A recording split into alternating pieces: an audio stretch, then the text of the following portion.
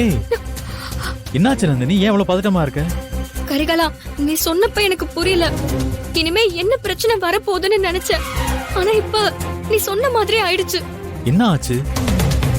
என் வேலை சம்பந்தமா வெரிஃபிகேஷனுக்கு இன்னைக்கு வீட்டுக்கு ஆளு வருவாங்கன்னு நான் உன்கிட்ட நேத்து சொல்லிருந்தேன்ல. ஆமா. அத நான் மறந்தே போயிட்டேன் கரிகாலா.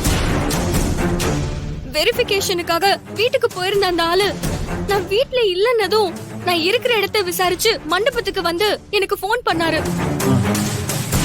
வெளியிலேயே வெயிட் பண்ணுங்க, நான் வரேன்னு சொல்லிட்டு வெளியில போறதுக்குள்ள கல்யாணி அத்தை கிட்டயும் வேற என் சித்தப்பா கிட்டயும் அந்த ஆளு நான் இன்டர்வியூ போன எல்லா விஷயத்தையும் உளறி வச்சுட்டாரு. ஐயோ, இப்ப அவங்களுக்கு எல்லா விஷயமும் தெரிஞ்சிருச்சு.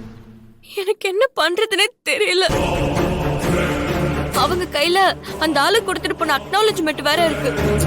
இப்ப நீ எதுக்கு கண் கலங்கிட்டு இருக்க நந்தினி? வீரைய சித்தப்பாவும் கல்யாணி அத்தையும் அன்னைக்கு எங்க அம்மாவை எல்லாரும் முன்னாடியும் ரொம்ப கேவலமா பேசி அவமானப்படுத்திட்டாங்கன்ற கோவத்துலதான் கல்யாணி அத்தைய நான் எல்லாரும் முன்னாடியும் என் அம்மா கிட்ட மன்னிப்பு கேட்க வச்சேன். அதனால நீ சொன்ன மாதிரி அவங்க 2 பேருமே என் மேலயும் எங்க அம்மா மேலயும் பயங்கர கோவத்துல இருப்பாங்க. இப்போ நான் இன்டர்வியூக்கு போயிருந்தேங்கிற விஷயம் அவங்களுக்கு தெரிஞ்சிருச்சு. அந்த அக்னாலஜ்மெண்ட் இப்ப அவங்க கையில தான் இருக்கு. அது போதும் அன்னைக்கு நான் வீட்ல இல்லங்கறத நிரூபிக்க. அதை வச்சு கண்டிப்பா எங்க அம்மாவையும் என்னையும் ஊரறிய அசிங்கப்படுத்தணும்னு தான் வீரைய சித்தப்பா நினைப்பாரு. எங்க அம்மா பாவம், இதுல எங்க அம்மாவுக்கு எந்த சம்பந்தமும் இல்ல. ஆனா இப்ப மொத்த பழியையும் எங்க அம்மா மேல போட்டு எங்க அம்மாவை அசிங்கப்படுத்தி எங்க அம்மா மனசு நோகடிப்பாங்க. அதை எங்க அம்மாவால தாங்கிக்க முடியாது. நந்தினி, நீ முதல்ல அடறத நிறுத்து.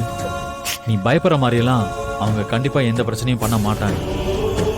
அது எப்படி பிரச்சனை பண்ணாம இருப்பாங்க கரிகாலா? நான் இன்னைக்கு வீட்ல இல்லன்னு அவங்களுக்கு தெரிஞ்சிருச்சு. அவங்க கிட்ட அதுக்கு ஆதாரமும் இப்ப இருக்கு. அதுக்கப்புறமும் எப்படி அவங்க சும்மா இருப்பாங்க?